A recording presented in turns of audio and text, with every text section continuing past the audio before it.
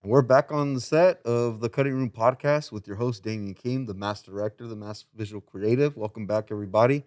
First and foremost, I want to apologize for this episode taking so long to drop.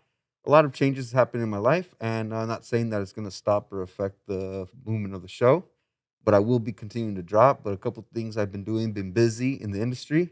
First and foremost, I want to welcome back Solomon behind the board. Solomon, Hey, welcome here. I'm here. Thanks. Yeah, so what I've been up to, it's a lot of things have happened in the wrestling world since the last episode.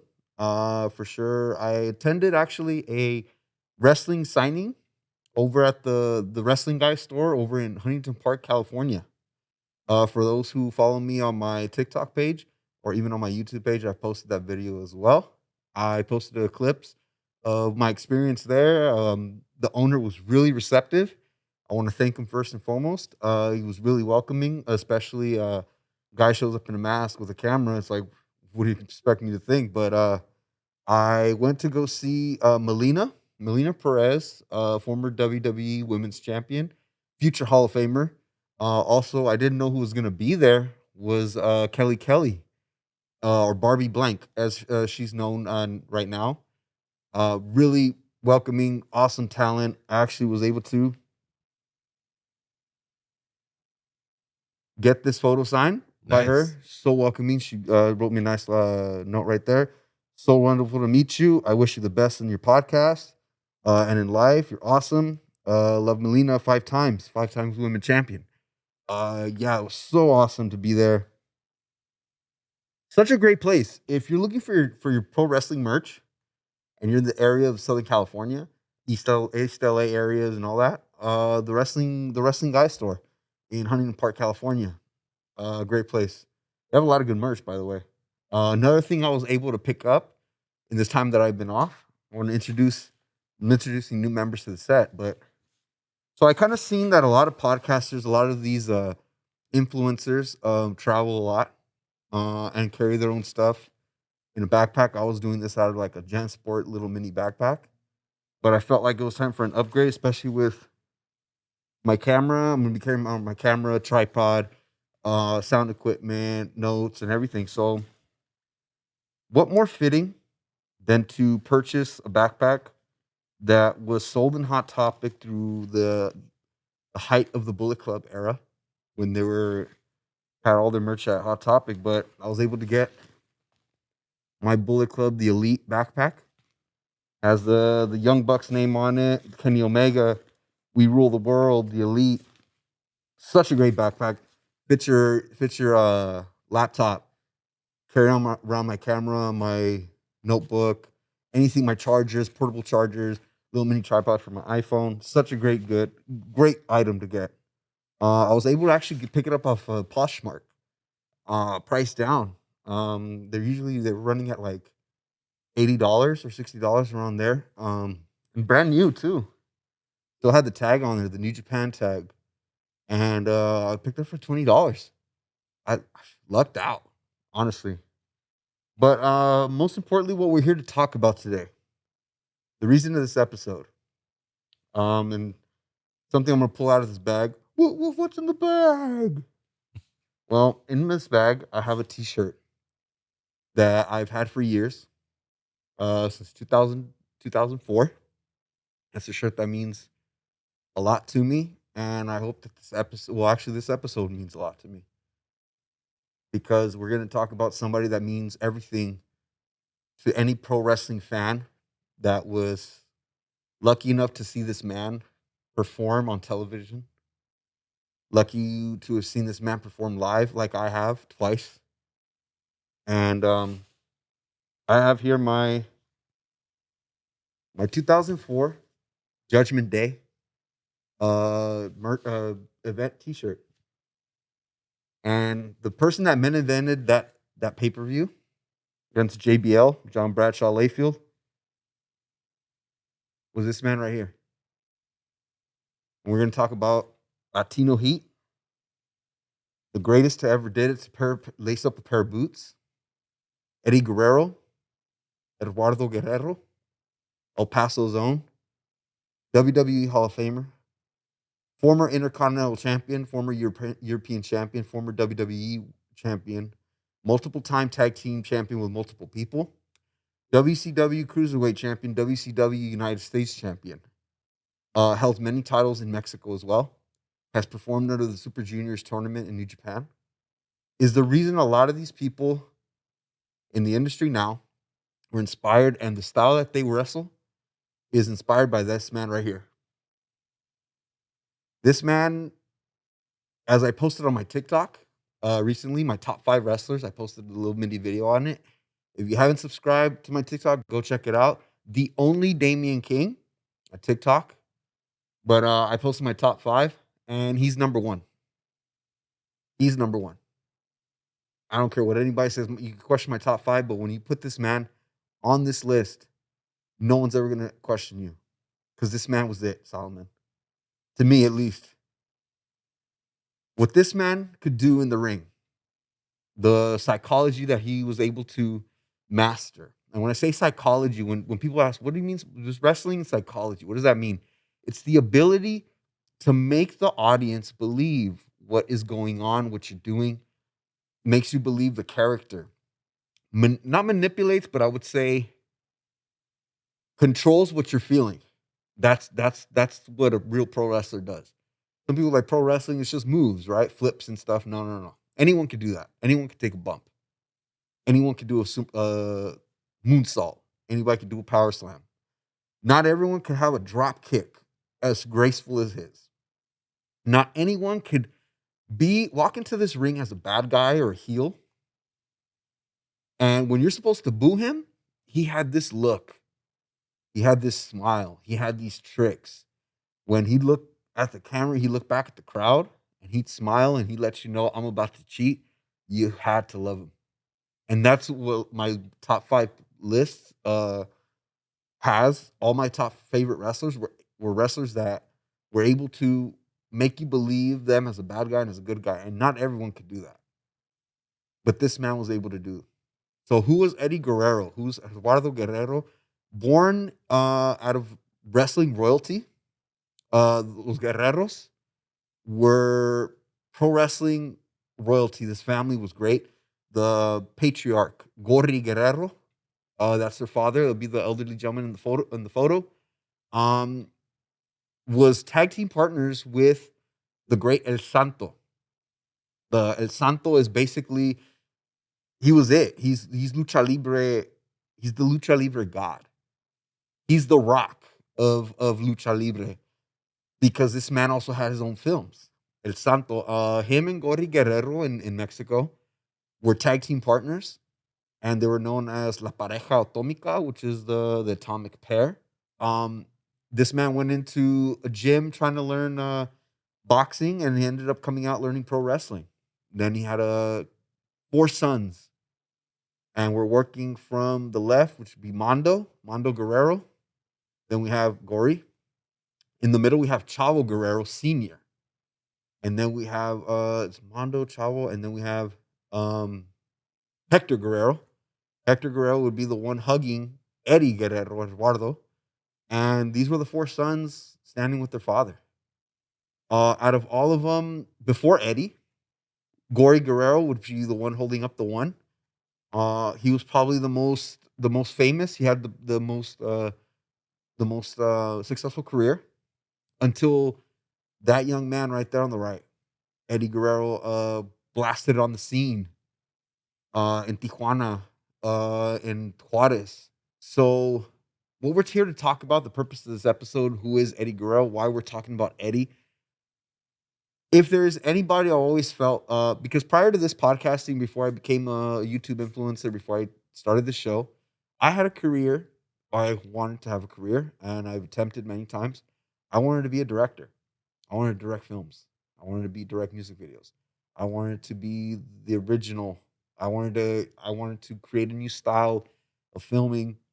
And while this show became what it is now, with the evolution of it, I felt what no better episode to talk about, which with the success of the film The Iron Claw, which came out about the Von Erichs, in 2009 or 2008, 2009, we had the movie The Wrestler. directed by Darren Aronofsky, about Randy the Ram with Mickey Rourke. The success of that movie, those two movies, which I think are the top two pro wrestling films of all time, because they were able to humanize these talents, these sports entertainers. Um, with honorable mentions, Ready to Rumble. Many times that pro wrestling has been part of movies like in Spider Man with Randy Savage playing Bonesaw in the original Tobey Maguire's Spider Man. But I feel like with the success of the Iron Claw, which if you haven't seen it by the way, go check it out. Such a great film. Tells a great story about brothers that only wanted to please their father, who was Fritz von Erich. And if you haven't seen it, just check it out. It's a great film. And some people are like, I don't want to watch a film about wrestling. It's more than that. It's really about never being good enough, never living up to these expectations, these unrealistic expectations that were put by Fritz von Erich, and then that caused the family to go through multiple tragedies in their life. So going back to what we're here with Eddie Guerrero, I always felt that Eddie Guerrero's life, his story, his career, it's a freaking film. It's a film. And there's so many things that we're going to talk about that are not eerie, but there's so many coincidences where this could catapult pro wrestling more into the masses. You know, it's already this boom period so great what's going on right now. You know, NXT just had last night they had NXT battleground at the UFC Apex. And there we had Sexy Red opening as the host. Like, it's so wrestling's so popular right now. You know, Patrick Mahomes was on WWE Raw a couple months ago, and it's so awesome because this is what when I was growing up, pro wrestling, this it was so great, so popular. Everyone wanted to be a part of it. And if anybody should be a part of it now, it should be Hollywood. Because there's so many stories to tell. One of them being Eddie Guerrero's story. And what we're going to talk the formula of this episode is going to be, if I were to direct this film, these are the things that I want to see. And I'm not the only one to think this. Some of you might disagree, and it's fine. Everyone's entitled to their opinions. But this is, if Damian King was behind the camera, if it was a Damian King picture, and I was controlling the board, and I was controlling creative, and I had final cut and everything, these are the things that I want to see. You know, and first of all, the titles, people ask me, what would you call it? You got to call it Latino Heat. You got to call it Lie, Cheat, and Steal. No, I'd call it Cheating Death and Stealing Life, because that was the name of the documentary that I saw after Eddie Guerrero won the WWE title. There was a documentary that premiered after an episode of SmackDown. I'll never forget it. It was back when SmackDown was still on Thursdays. And I stayed up to watch this documentary because it was promoted. Eddie Guerrero documentary, post SmackDown, stay tuned on UPN. And I'll never forget, I watched it with my family. Um, there is a connection. Another reason I'm fit to direct this film, not only because I could see, first of all, I have a love for pro wrestling, and I have such a respect for the sport, for the art. But another thing is, there's a connection that I have to El Paso, Texas, where he's from. You could get any director, and they're just going to tell you the story of a wrestler. Me directing, I need to show. I would want to show a certain side of this man, which is El Paso, Texas. He's Tejano. This man in Latin culture, this man's an icon. You know, for anybody if any pro wrestling fan, any of you guys out there, have a girlfriend who is 9 times out of 10 she doesn't like pro wrestling, doesn't understand why you like it, but 9 times out of 10 she's probably gonna be into Bad Bunny, El Maldito Conejo, who's super popular. He's a he's a superstar. But in the music video with Drake, um, that one of his first singles, what do you think that Latino Heat T-shirt is? He's not talking about himself. He didn't make that shirt. That T-shirt he's wearing is an Eddie Guerrero T-shirt. Eddie Guerrero has influenced many people, and that also catapulted Bad Bunny to wrestle in WWE at WrestleMania. And actually one of the people who was able celebrities, I don't like when celebrities do their matches, but one guy who was able to really, really hone the craft, and I have so much respect for because of his performances multiple times over, not just that one time. But Bad Bunny was the one celebrity that really paid his dues. He really put in the work, had a great match with Damian Priest at Backlash over in Puerto Rico, and also his WrestleMania match, his tag team match with Damian Priest and against The Miz. Um, but Eddie Guerrero has influenced many people, and it's not just pro wrestlers. He's influenced many artists, you know. And the things that I would want to see in this film, we're going to talk about. There's so many things we could get into, whether it be his pills, alcohol, steroid, GHB abuse, the abuse that took on his body, the traveling, the cause of his death, the New Year's crash that he endured when he was in WCW, and then the overdose that happened. There's a connection to the Minneapolis, Minnesota, where he had an incident backstage caused him to get fired and sent to rehab, and then sure enough, he ends up dying in Minneapolis. So we're gonna get into that. The DUI in Florida. Uh, but I think the main objective of that I would want to tell with this film, like, well, what's the overall story? What's the objective of the character? What's gonna drive him? Like in the Iron Claw, all they ever wanted to do was be world champion, the NWA world champion. Zac Efron, Jeremy Allen White. It's the belt that their dad never got to hold that he was promised. Kind of like Cody Rhodes. That was his objective. His dad wasn't able to win the belt, and he felt like I'm going to be the one to bring it home to him. That's what the Von Erich children did. Well, it cost them their lives and cost them their sanity. But the main objective of the film, Cheating, Death, and Stealing Life, the Eddie Guerrero biopic, directed by Damian King, directed by me, is being good enough for his father to be proud of him.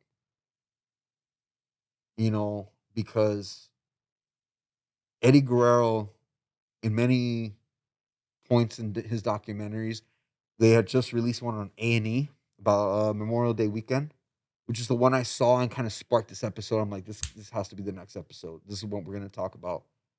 He talked about that he really wished his dad was around to see him in these moments, in these joyous moments, because he's overcome so many dark moments in his life and conquered so many personal demons. But making your father proud. Now, when we do these types of films, when you go into biopics and it has to do with people's lives, there's issues that might come up. First one that we're going to talk about is who owns the rights to Eddie Guerrero's story in life? Is it his family? Is it his wife Vicky Guerrero, who also has history in the pro wrestling world? Um, and one of the first issues we're going to talk about is that Eddie's family, his brother, well, at least for what Chavo Guerrero is, who's his nephew, the son of Chavo Guerrero Sr., Chavo Guerrero Jr., has mentioned that he's not on speaking terms with Vicky, which is Eddie Guerrero's ex-wife. So this is where it'd be an issue. Who do you believe? Whose side of the story? There's always those things where what they saw, what they experienced, and then what it's just gonna contradict. So the first thing we have to do is who owns the rights to the story. But I would want to sit down with all of them because you have to really understand not only what we saw on television, that's not who always what he was. He was a different person at home. There's always things going behind closed doors, behind the curtains that we don't see and we don't understand. Um, so we also get in the story, we also talk about falling in love with a girl, and she falls in love with this pro wrestler who thinks he's gonna be the best, and all he wants to do, he talks about is I want to be a great wrestler, so my dad could be proud of me, and that's something that a girl, very young, sees a guy, oh how cute, or how attracting is that for this guy who has big dreams. and that's where she fits in, but, first of all, we talk about the way I would start this film, it'd be we start actually at the dark period of his life, like all these films do, but I would start in Minneapolis, Minnesota, circa 2001, 2002, probably 2001, when Eddie was already in the WWE. He was already Latino Heat, but, there was an incident that a lot of these documentaries talk about that in Minneapolis, Minnesota, backstage, Eddie Guerrero showed up very, very intoxicated, unable to work. He didn't know where he was at, from his recollection, from his own words. And I would start off Minneapolis, Minnesota, the Target Center, or whatever it's called, I think nowadays. Usually these arenas change, but at the time it was the Target Arena, Target Center, and we hear the crowd, Eddie, Eddie, and they're chanting for Eddie. And we're like shots, long shots of the backstage area, the locker rooms. No one's back there, but then but we got from hearing the crowd, and then we hear a wrestler calling for Eddie, like, Eddie, looking for him. But there's nowhere to be found. We just see these shots, and then we just get this shot of Eddie laid out in the shower or in the backstage getting ready, unable to perform, drunk, drugged, whatever he was taking at the time. And whether it be a narrated film, that's still yet to be decided, at least on my part. Usually these narrated films tend to, um, work, sometimes they don't, but, I guess, you kind of get a shot of his eyes not being able to do what you love, not being able to perform and be in front of the fans. It's a dark period. And then we that's when we cut to his young life, and that's where we cut to El Paso, Texas. That's where we start our story of his life. That's where he's from. This man he is El Paso, Texas. They love him. Like, it's Eddie Guerrero and El Paso, Texas are hand in hand. So we cut to El Paso, him as a baby, this Mexican family, and I don't want it to be so cheesy and predictable and kind of like, you know, I don't want it to just be any type of Mexican family. I want this film to speak El Paso, and I want the music to sound like El Paso. I want those songs to be what El Paso, Texas residents were listening to at the time. Obviously, you start off as a kid. Obviously, his dad being a pro wrestler. Maybe we do have a narrated version of the film and him talking about how much he looked up to his father, and he sees and that family, families grow up with jungle gyms or swings in the backyard. This family grew up with a pro wrestling ring. This man was destined to be a pro wrestler. So instead of playing in a swing set or, any type of toy that anybody would have at the time, probably this would probably be in the he was born in the late 60s. So in the 70s and the 80s, you know, we he plays in a wrestling ring. And then we kind of go through little milestones in his life up until high school. That's when he went to Jefferson High School, which is known as La Jeff. Then we get him into high school. That's where he did collegiate wrestling. He did high school wrestling, and he met a guy. I don't recall his name, but it's a guy that he trained with. The man never made it as a professional wrestler, but it was the guy that he would train alongside with. And then another character that we introduced at that time is his partner, Art Barr.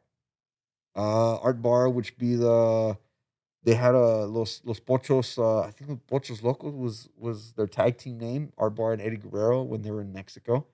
But we kind of see that in high school, those high school scenes, and then he starts training. He actually debuted very young in El Paso and in Juarez and all that.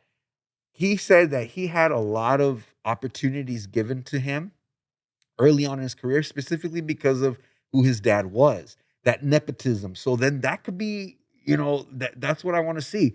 Him debut and these wrestlers who have been paying their dues and see this guy, the son of Gordy Guerrero, come in as a newbie. He main evented on his first match. That's a no-no because they're gonna turn on you. These wrestlers will give you receipts for that. they'll be harder on you. He even said it. There's been many times I got into fights in the ring, you know, because of the opportunities that were given to him. It's a double-edged sword.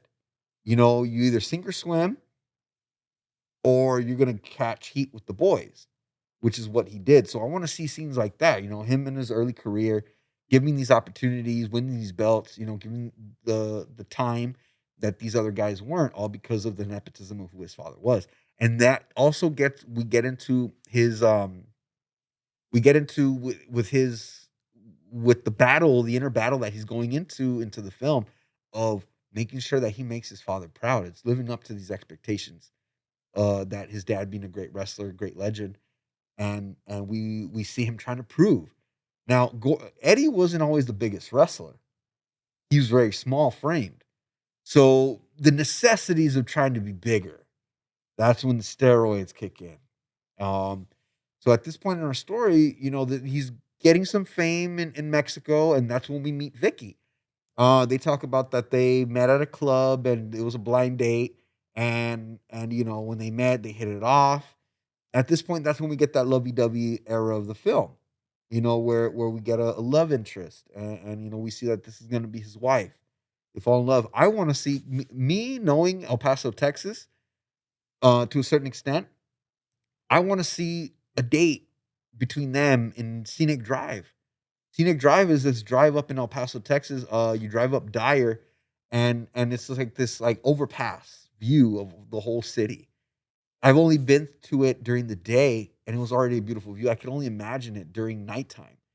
And I want to see him talk about his dreams, what he wants to do. And she asks, "What do you want?" You know, and that's when they share a kiss, and it's that this romantic, good-hearted feeling, this warm-hearted feeling in the film where we feel like, oh, okay, well now he has this this spark behind him, and it drives him to want to be better. You know, obviously they get married. And this is where we kind of go into our first dilemma, or this first obstacle in the film. The week of his wedding, he lost his father. So his father, he talks about it. His father died on a Tuesday. They buried him on Friday. He got married on Saturday. And in my film, what I want to see, I want to see a shot of Eddie walking out of his bedroom, getting ready, walking out, and I want to keep the camera on him, like a not a steady cam rig, or maybe even on a steady cam, but on a rig where he walks out of one room, comes out, and it's a funeral, comes back into his house, goes to bed, gets up, and then it's it's the it's the wedding, and he can't even enjoy his own wedding for the fact that he just lost his greatest hero. His happiest day of his life couldn't be enjoyed because he can't have his father there. But I want to visually show how quick that week was for him, because it didn't even really feel like it stopped. Even when you fell asleep and you lay down and you get up and it's another day, it's that day it's supposed to be special, and it's not because he's not there. That's kind of an idea I had for that. Um, so obviously the obstacles for Vicky would be that we get into that she has to deal with a traveling husband that's a pro wrestler, and it's not 9 to 5, and he's not always gonna be there, and she goes to Eddie's mom, and "What do I do?" And I have the kids because they at the time, they had 2 daughters, and she's like, "This is the life. This is what we do. We hold the fort down because he's out there. He's traveling. He's not gonna be home. This is." And it's like probably a cute scene I wanna share between the mothers, kinda show, like, even though, and then it's with not even just pro wrestlers, anybody who has husbands in the army, has, husbands that just travel for work, that's really a sad truth, that these women are in charge of being mother and father, and they're left these pro wrestlers are left to bring home the income. That's another thing I would wanna get into, and that's when we get into him getting some going to New Japan Pro Wrestling, where he started making a little more money. And that's where we introduce, and this is where we're gonna this is gonna get uh this is my podcast. And if anybody doesn't agree with this, it's fine. It's just you can't ignore the fact that this man existed in Eddie Guerrero's life. And we're not gonna focus on the negative. I know there's a lot of negative into this guy, but that's when we meet Chris Benoit. And I'm sorry, in my film, we're gonna have Chris Benoit. We're not gonna ignore that this man ever not existed.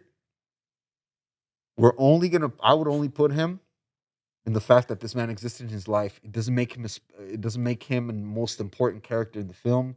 But when Eddie met Chris and Chris Jericho and Dean Malenko, those guys are pivotal to Eddie Guerrero's career, and they should be pivotal into this film because they that was the clique. That was a group. They were a group of great professional wrestlers. That was you can't even duplicate the amount of talent that these guys had, especially in Chris Benoit. And I'm only talking about his career, and I'm gonna repeat it again. I'm not talking about what Chris Benoit did, and we'll get into it a little later because there's gonna be a pivotal scene in this film that needs to be recreated for the fact that WWE erased a great moment in pro wrestling and a great moment between these two wrestlers. But now that's when we meet Chris Benoit, and that's when he gets introduced to ECW. Paul Heyman, we got a guy to play Paul Heyman, and that's when it catapults to WCW. Now this is where it gets tricky because this is in documentaries he's talked about it around the time of WCW when he premiered here in the States. That's when he started getting more income. Then we show the high life, the wealthy life of pro wrestling. Eddie buying stuff, the lowriders, the boat, the pool table, showering his kids with trips to wherever. But then he's also mentioned it. He's like, okay, you do all these things, and I'm quoting this Eddie. I'm quoting this Eddie quote because I love the way he delivers this. You do all these things and you accomplish all these things, but what do you do after? How do you fill in that void? That's when we get into drugs, and that's when we get into alcohol. Probably steroids was already a thing. His size had already gotten bigger. GHB was already introduced. Maybe probably cocaine was probably being done. All these guys live a very fast lifestyle to be up. So when we get into this era, we kind of see Eddie's attitude change, and we kind of do see that in a lot of these WCW matches. So he did have a uh, a car accident on New Year's Eve, where early New Year's Eve he wanted to go get eggs to drive, and he said it. He took GHB for the high. He drove and took like two, I don't know, a couple capsules full of it, and he fell asleep at the wheel when going like 100 over 100 miles per hour. Catapult. He was driving like a car with no top on, so he catapulted out of that car. So he said that's what saved him. But he that's when he kind of goes back too early. At this point in his career, he went back too early to work. That's where the body aches, the beating of the body that attributed to his death kind of attributes because he didn't heal properly. That's where the painkillers kicked in. And we see that. And then the frustrations, we have to see the frustrations that he had in WCW with Eric Bischoff, which by the way, I don't know if you guys ever saw the film The Matrix. The guy, he also came out in Ready to Rumble. He played Sinclair in Ready to Rumble. I cannot think of his name right now, and it was horrible. Everybody out there is gonna like kill me for it. But the guy that played Sinclair in Ready to Rumble should be the guy that plays Eric Bischoff. And he's also come out in Memento. He was the guy that the reporter from the Daredevil film with Ben Affleck, Joe Pantoli something. But that's the guy I would want to play Eric Bischoff, who didn't really appreciate Eddie's worth. That's when Eddie, Chris Benoit, and Joe Pantoliani. I cannot pronounce that. Pantaleano. There you go. Thank you, Solomon. Yeah, I'm butchering that name. I'm so sorry, Joe. But a great actor, by the way. It kind of fits with the pro wrestling thing because he played Sinclair, he played in Ready to Rumble, he played this wrestling character, but now he's gonna play that character for real in a very dramatic role. Not saying that he's gonna make the film, but I would want him to play that character for sure. But that's when Eddie, Chris, Dean Malenko, Perry Saturn all jumped to WWF. And when he gets to WWF, the first thing he does is injure his arm when performing a frog splash. And that's like, no, like I just got here. I'm supposed to be a star now, And this thing happens, but then Vince McMahon, we got to get somebody to play Vince McMahon. You know, tells him, no, we're gonna keep you on television, but let's get into. Can you give us something else? We know you can wrestle, but can you be a character? That's when we get the Latino Heat character, a pivotal moment. This is when he becomes Eddie Guerrero. This is the era where I was introduced to Eddie Guerrero was Latino Heat with him in China. Funny thing that I learned recently in the past couple months is that the Latino Heat moniker, the nickname, was inspired by a film. And anybody that has watched the Birdcage film with Robin Williams, there's a scene in there where he's talking with his lover, and the guy is played by the guy that voices one of the Simpsons characters. He's like, "Don't you like my Guatemalan heat?" And Eddie he said he was watching the movie. So in my film, I would want him to be recovering at home. The kids are running around. Vicky's probably bugging him to get off the couch or something, but he's watching this film. And that's something like wrestlers do. They sometimes come up with these ideas when they least expect it. So while he's watching this film, nursing the injury, he watches this scene on TV, and then he tries it on Vicky.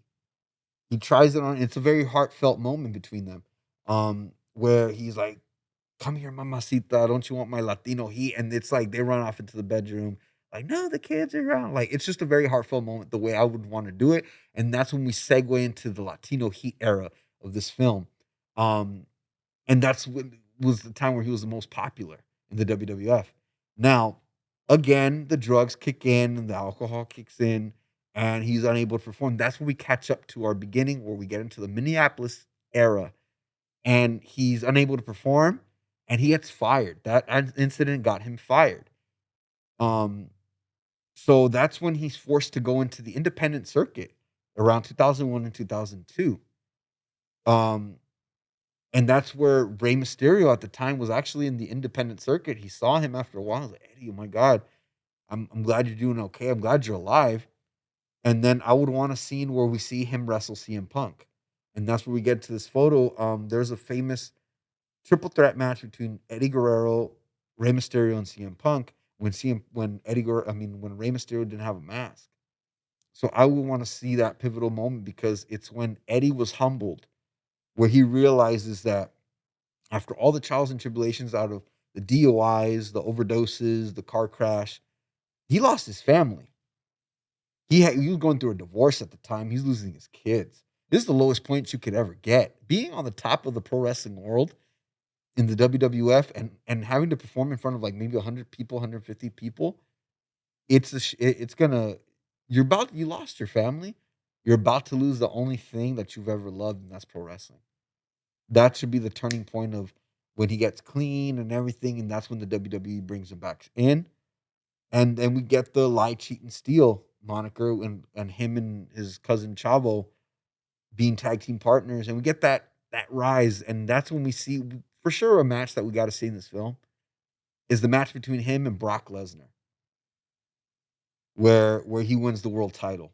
And I've always noticed it, but it was finally confirmed when I saw the documentary was when he sits at the end of the stage and he holds up the belt and he said, I'm assuming he's raising that belt to his father, and he confirmed it in this documentary, um, because that's the point. That you've hit that pinnacle, world champion, and I want him to raise that belt after beating Brock Lesnar, and he tells his dad, "Dad, this one's I did it," you know.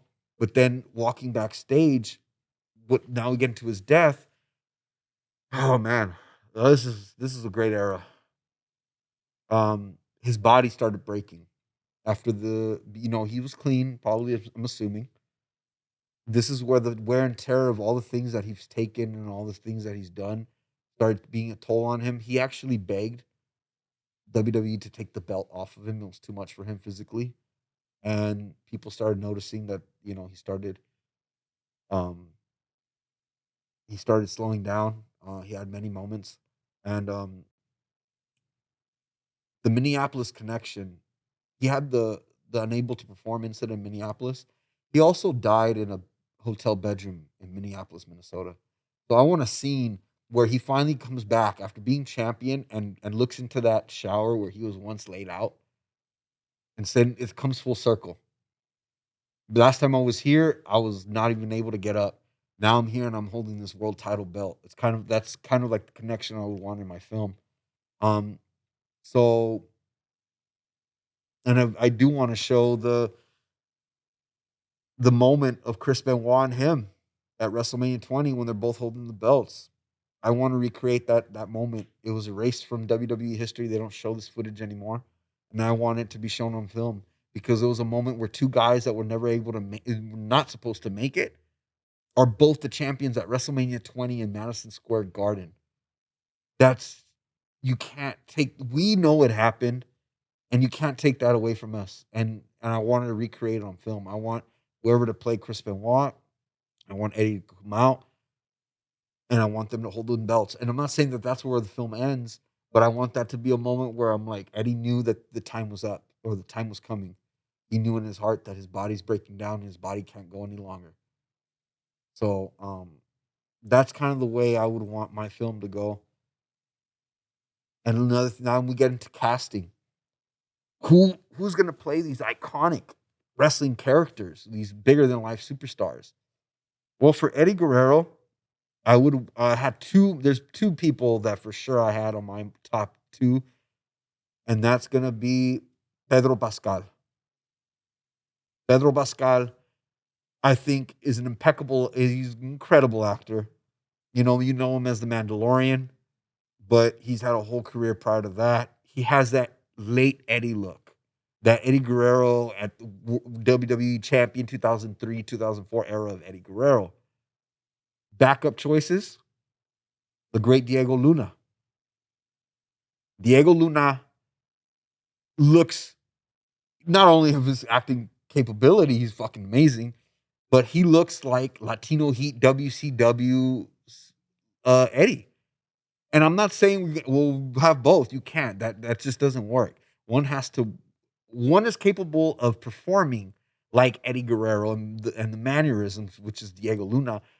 Pedro Pascal physically looks like Eddie with the big nose and everything, and just a presence on screen. Um, Young Eddie, it would have to be a nobody. Like a kid Eddie, it has to be a nobody for me at least. You can't just have these big stars on these films and expect the film to work.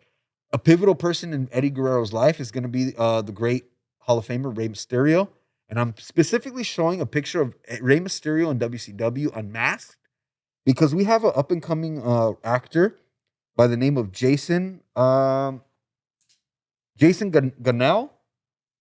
Jason Ganel is a young Latin actor who the only time I've ever seen him in a movie is actually in the movie Logan. He played one of the children that Logan saves, where his daughter's naming all these random kids, and she ends up saving them.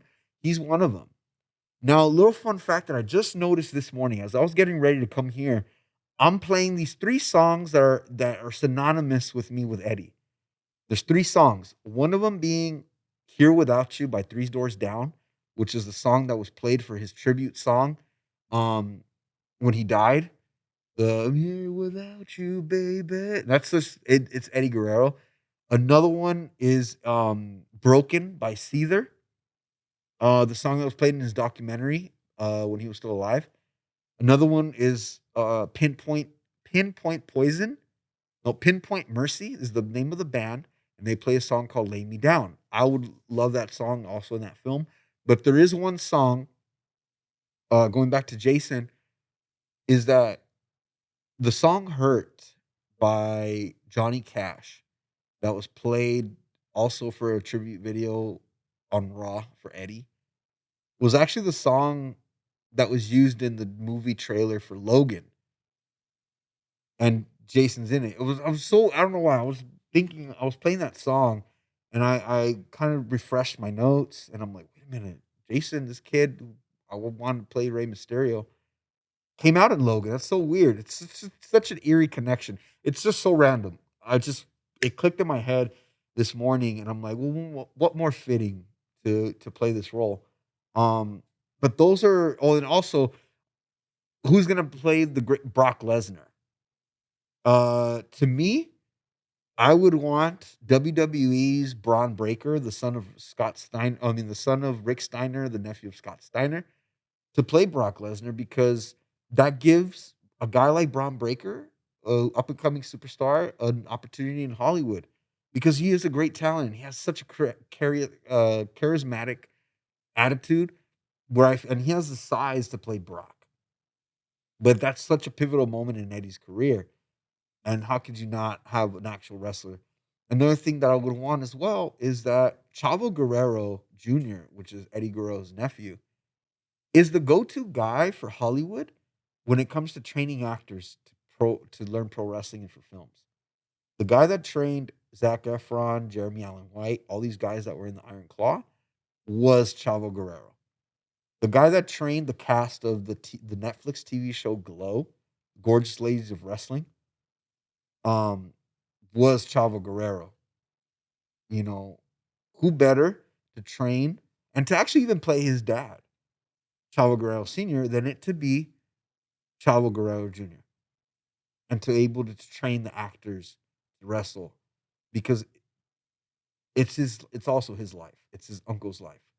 It's basically his big brother's life because they were not just nephew and uncle, they had a brotherly relationship. Um and that's the way I would want Cheating Death and Stealing Life, directed by Damian King, to go. And those are just pivotal moments of, it always falls down on the script. How is it written? But those are things I would want to see. And I know people are going to chew me out with that at that Chris Benoit thing because they think, well, how could you have that? He's a murderer. I understand that. But how could you have TV shows glorifying, I'm sorry, it is glorifying. There's TV shows based on Bundy, uh, Richard, the Night Stalker, Manson.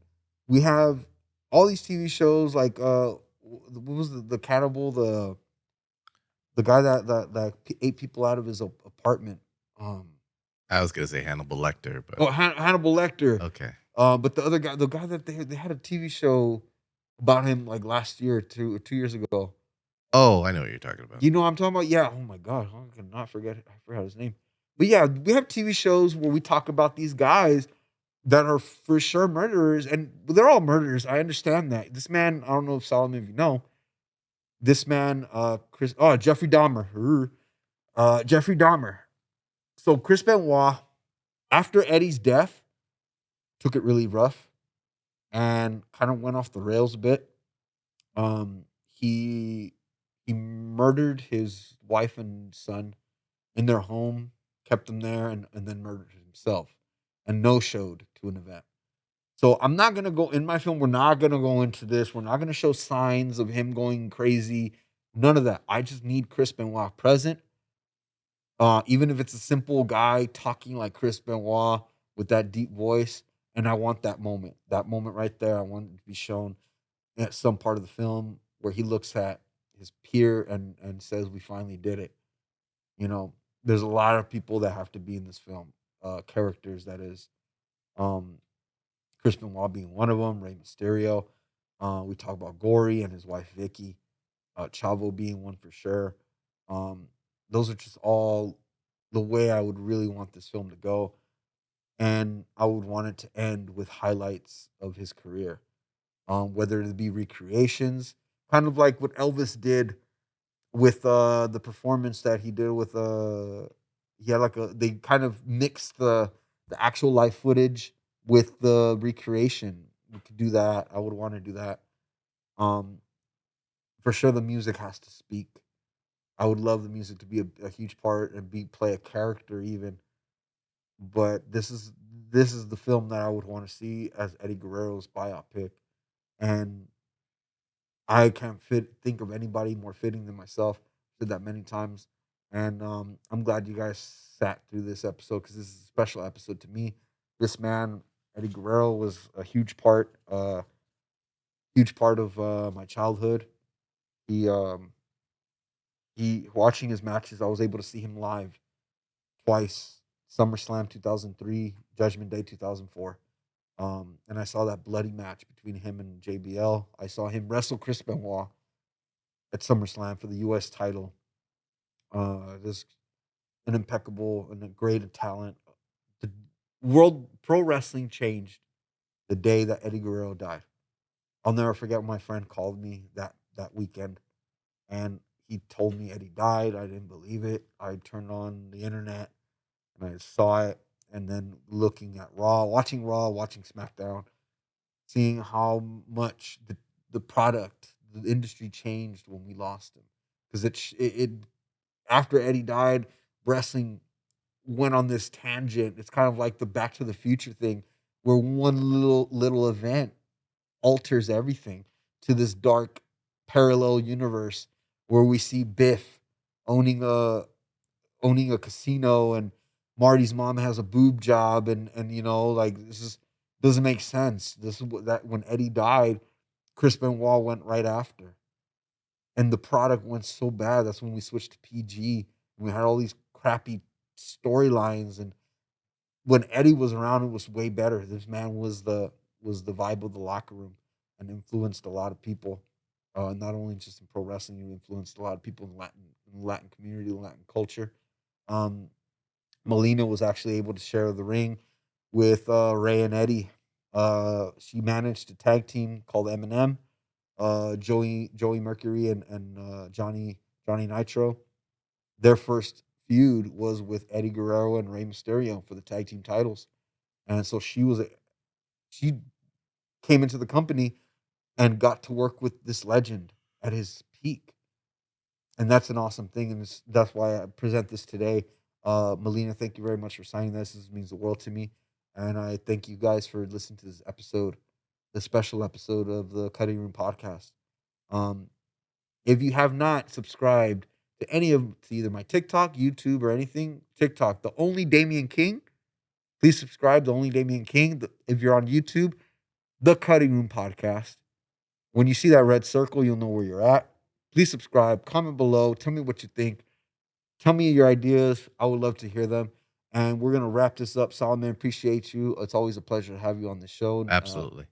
And we're gonna end it right there. And we'd like to till the next time. Let's frame this shot up real quick and cut.